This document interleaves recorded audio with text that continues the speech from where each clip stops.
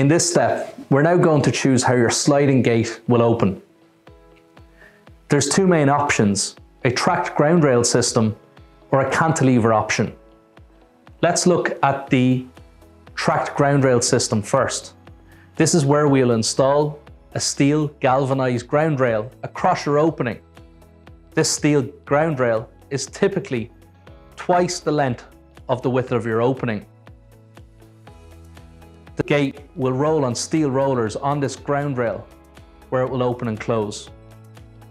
In option 2, the cantilever option, the key difference is that this is a trackless system and doesn't require a steel ground rail.